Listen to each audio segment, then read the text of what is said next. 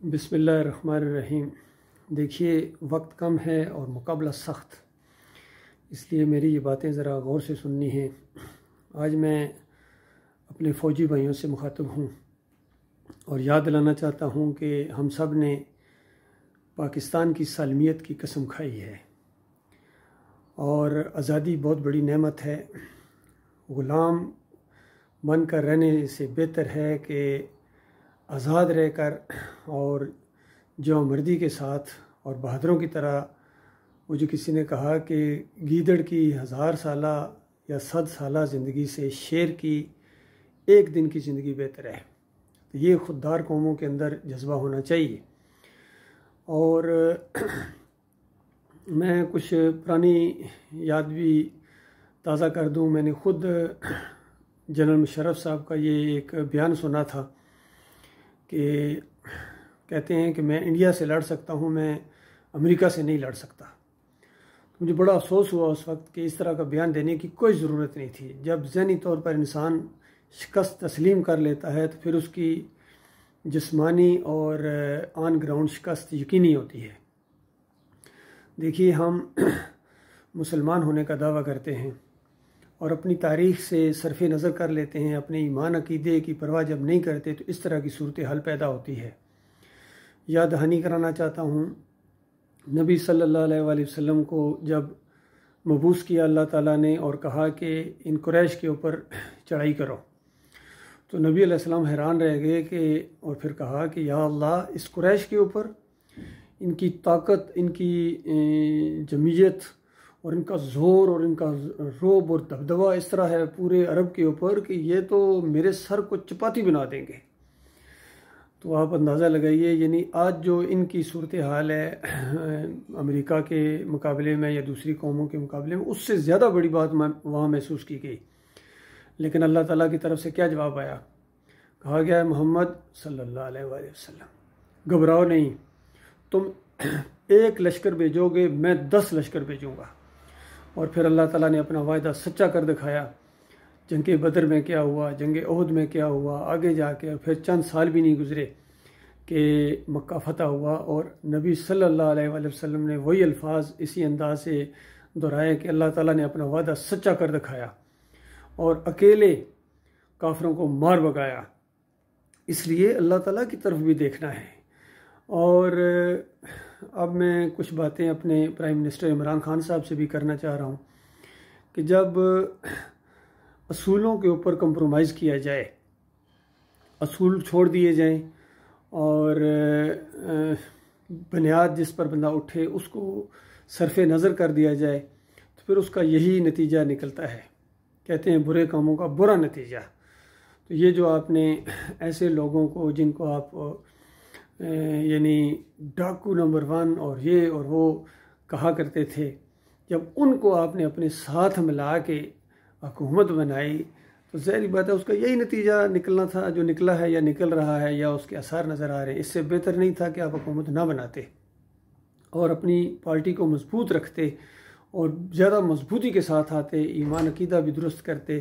اور بہرحال ابھی بھی اس کا وقت ہے، یہ بھی ایک چھانٹی ہوتی ہے اور اس میں آزمائش ہوتی ہے اس انداز سے کہ کھوٹے اور کھرے میں فرق نظر آتا ہے۔ مشکلات آتی ہیں تو کھوٹے علیحدہ ہو جاتے ہیں اور پہچان ہوتی ہے، دوبارہ انسان بڑی مضبوطی کے ساتھ قدم رکھتا ہے۔ اور جس طرح کہتے ہیں کہ غلطیوں سے انسان بہت کچھ سیکھتا ہے اور صرف بیوقوف لوگ جو ہوتے ہیں وہ غلطیوں کو دہراتے ہیں۔ اور مومن ایک سوراخ سے 2 بار نہیں ڈسا جاتا۔ لیکن یہ مومن کی بات ہو رہی ہے۔ مومن جب یہ انداز اختیار کرے گا تو تب اس کا رزلٹ وہ آئے گا جو اللہ تعالیٰ نے وعدے کیے، وَأَنْتُمُ الْأَعْلَوْنَ إِن كُنتُم مُؤْمِنِينَ، کہ تم سربلند رہو گے اگر تم مومن بن جاؤ۔ تو اللہ کے وعدہ بالکل پورا ہے۔ تو مومن وہ جو اللہ کا مومن ہو، اور نبی صلی اللہ علیہ وآلہ وسلم نے جس طرح ایک مضبوط ٹیم تیار کی تھی مومنوں کی، ایمانداروں کی، تو پھر وہ آگے بڑھے تھے اور پھر دنیا سے ٹکرائے تھے۔ اس مضبوط ٹیم کو دوبارہ آرگنائز کرنے، اس کو بنانے کا وقت ہے اب، اور یہ وقت اگر ہاتھ سے نکل گیا تو دوبارہ زندگی میں کبھی موقع نہیں ملے گا۔ دیکھیے ہر انسان امتحان کے اندر ہے، اور ہر ایک انسان ذمہ دار ہے، اس کی ریت کے بارے میں اس سے پوچھ ہوگی کہ کہاں کہاں تک آپ نے اپنی ذمہ داری نبھائی ہے۔ لہذا پہلے ٹیم کو مضبوط کیا جائے۔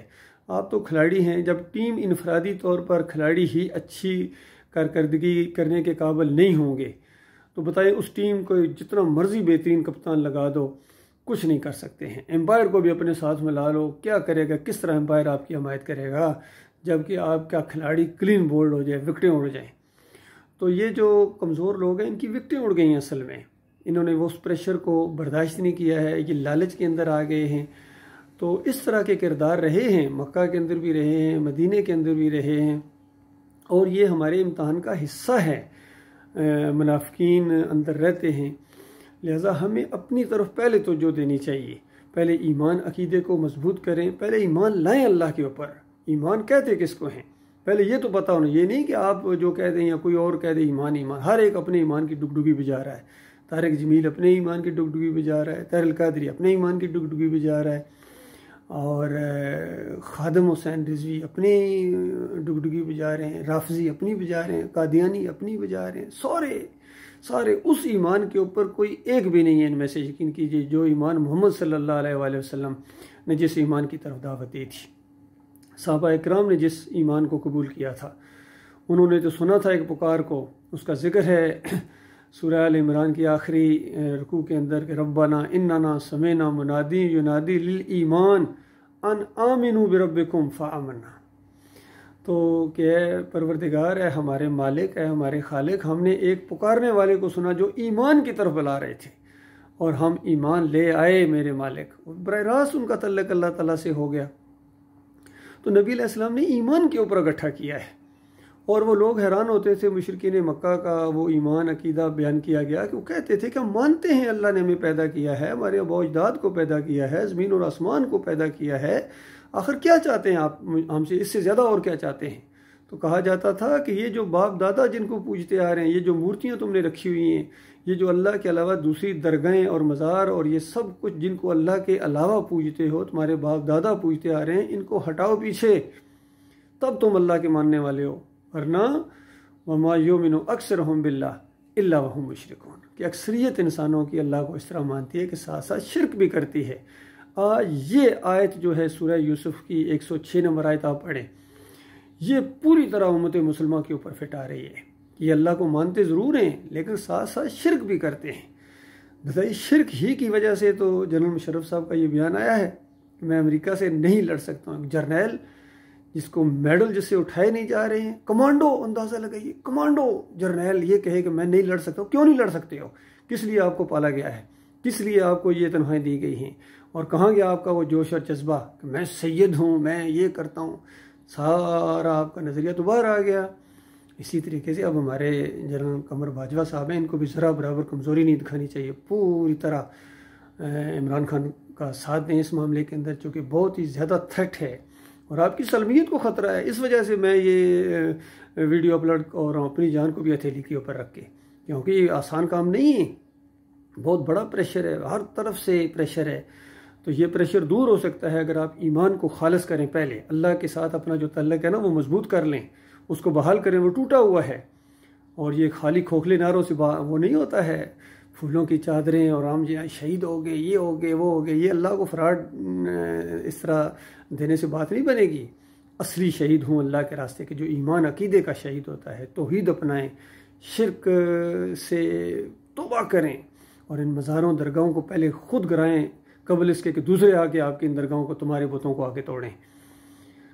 سومنات کے مندر تو ہم نے توڑے تھے، تو ہمارے مندر کون توڑے گا بتائیے؟ ہماری ان درگاہوں کو، ان مزاروں کو چادریں چڑھانا، اس کے اوپر جا کے سجدہ کرنا، سجدہ، اور پھر کہنا یہ سجدہ تعظیمی ہے، یہ عزت اور عقیدت کا سجدہ ہے، یہ ان کے ساتھ محبت ہوتی ہے، انہوں نے بڑے کارنامے انجام دیے ہیں، چاہے وہ گنج شکر ہوں، چاہے محی الدین چشتی ہوں، ان کے جو کارنامے ہیں نا، وہ ان کی کتابیں پڑھو، پھر آپ کو پتہ چلے گا انہوں نے کیا کارنامے انجام دیے ہیں، کس طرح شرک اور کفر کے انہوں نے عقیدے پیش کیے۔ ان کی کتابیں بھری پڑی ہیں صوفیزم سے، اسلام نہیں ہے، یہ صوفیزم ہے۔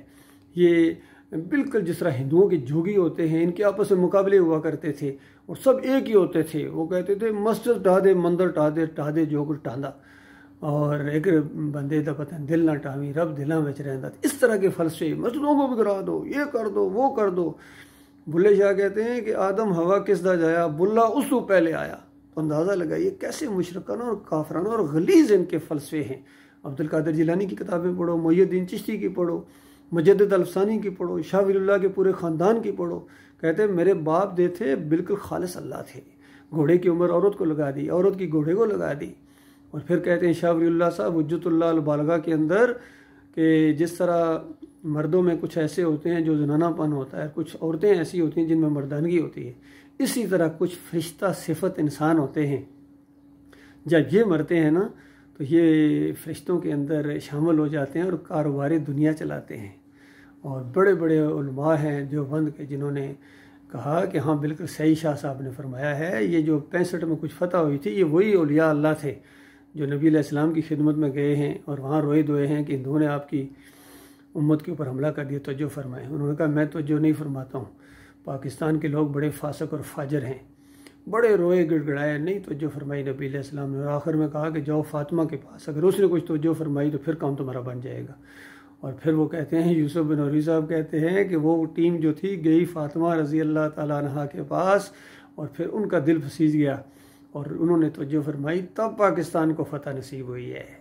تو آپ اندازہ لگائیے, ڈاکٹر اسرار جیسے مقرر شعلہ مقرر انقلابی انداز, وہ کہہ رہے ہیں کہ یہ جو شاہ ولی اللہ صاحب نے باتیں کہی ہیں حجت اللہ البالغہ کے اندر, مجھے قرآن سے کہیں حدیث سے اس طرح کے فلسفے کی دلیل نہیں ملی, لیکن شاہ صاحب کا فرمانا بذات خود ایک دلیل ہے. اندازہ لگائیے جب اس طرح علماء کا یہ حال ہو جائے تو پھر قوم کدھر جائے گی؟ پھر قوم کا یہی حال ہوگا جس طرح یہ گھوڑے گدھوں کی طرح بک رہے ہیں. اللہ کے بندو, سب کچھ اپنی آنکھوں سے دیکھ رہے ہو میرے فوجی بھائیوں. آپ نے کس چیز کی قسم کھائی تھی؟ اسی چیز کی قسم کھائی تھی جب یہ لوٹے اور یہ سارے ملک کو بیچ رہے ہیں, سارے ڈاکو اکٹھے ہو گئے اور پھر بھی ان کو کوئی پکڑنے والا نہیں ہے. آپ کے اوپر بہت بڑی ذمہ داری اللہ تعالیٰ نے ڈالی ہے, اور اگر آپ نے اپنی ذمہ داری پوری نہ کی تو اللہ کے یہاں بہت بڑی گرفت ہوگی آپ کی. اور پاکستان کا اگر ایک دفعہ سالمیت کو خطرہ ہو گیا تو اس کے ذمہ دار پھر آپ ہوں گے, پھر کوئی بچانے والا نہیں ہے آپ کو, یقین کیجئے. اس آزادی کی نعمت کو, پاکستان کا مطلب کیا, لا الہ الا اللہ, اس کو اصلی حالت میں بنائیں. اب لوگوں کو ثابت کریں, پوری دنیا کو ثابت کریں کہ ہم نے یہ خطہ لیا تھا لا الہ الا اللہ کے لیے, کہ اللہ کے علاوہ کوئی معبود نہیں ہے, اللہ کے علاوہ کسی کی دھمکی ہم برداشت نہیں کرتے ہیں, ہم کسی کی دھمکی سے نہیں ڈرتے ہیں سوائے اللہ کے. کوئی ہمارے اوپر ایسی طاقت نہیں ہے جو ہمیں ڈرا سکے, دھمکا سکے. اور بالکل ہم سٹینڈ کرتے ہیں اللہ کے بھروسے کے اوپر, توکل کریں اللہ کے اوپر, اور بالکل پوسٹ مارٹم کریں, ان کا پوسٹ مارٹم کریں, پوری دنیا کے سامنے کہیں کہ یہ انہوں نے کیوں اس طریقے سے ہمیں دھمکی دی ہے, کون ہوتے ہیں. اور پھر تیار رہیں, اپنی تیار رکھیں. کیا وہ صرف پاسنگ آؤٹ پریڈ کی روایتیں تھیں کہ تیار رکھو اپنی پوری طاقت کو تاکہ ہیبت طاری ہو جائے دشمنوں کے اوپر؟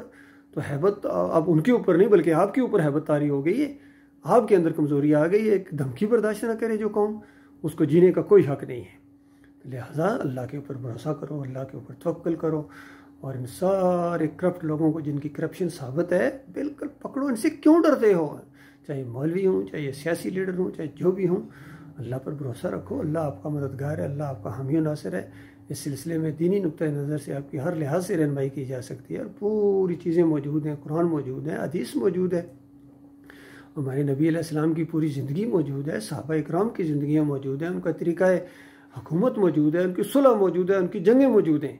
بتائیے ہم کیوں دوسروں سے ہم ذہنی مربویت ہے, کیوں ہم دوسروں سے گھبرا جاتے ہیں, ان سے ڈر جاتے ہیں, خوف طاری ہو جاتا ہے ان کے اوپر, ان کی اس ٹیکنالوجی سے. یہ وہ کچھ بھی نہیں ہے اللہ کے سامنے. اللہ کے فرشتے بڑی طاقت رکھتے ہیں, اور اللہ تعالیٰ کے جب فرشتے آتے ہیں نا پھر ان کے میزائل نہیں چلیں گے. اور آپ تو ایٹمی قوت ہیں, اور آپ کے اندر صرف ایک بولڈ سٹیپ, کنکریٹ ڈیسیژن کی ضرورت ہے. تو اس حوالے سے میں اپنے فوجی قیادت کو بھی اور اپنے عمران خان صاحب کو بھی یہی کہوں گا, مشورہ دوں گا کہ اللہ کے ساتھ اپنے تعلق کو مضبوط کرو, بحال کرو. یہ ٹوٹا ہوا ہے, اور کہیں ایسا نہ ہو کہ اللہ کی آپ گرفت میں ہیں. اور توبہ کرو, معافی مانگو. یہ جو مزار کے اوپر سجدہ کیا ہے, امام زامن بنوایا ہے, جمہوریت کے اس مشرکانہ نظام سے توبہ کرو. یہ بھی شرک ہے, لہٰذا یہ کوئی نہیں ہے کہ 73 کا آئین اور فلاں کا آئین، نہیں، اللہ کا آئین سب سے اوپر ہے، نبی علیہ السلام کی بات سب سے اوپر ہے۔ یہ جمہوریت کا پورا مشرکانہ نظام ہے، اس کو قائم رکھنے کے لیے اس کے پالش کرنے کی کوئی ضرورت نہیں۔ اس بت کو جو اس کو قائم رکھنا چاہتا ہے وہ بت پرست ہے، وہ بت پرستی کو قائم رکھنا چاہتا ہے۔ لہذا یہ جو کمزوری محسوس ہو رہی ہے، یہ کمزوری کا وقت نہیں ہے، یہ اٹھنے کا وقت ہے، اور وہ جو قسم کھائی تھی پاکستان کی سالمیت کی، اس کے اوپر کھڑا ہونے کا وقت ہے۔ اللہ تعالیٰ غور و فکر کرنے کی توفیق عطا فرمائے۔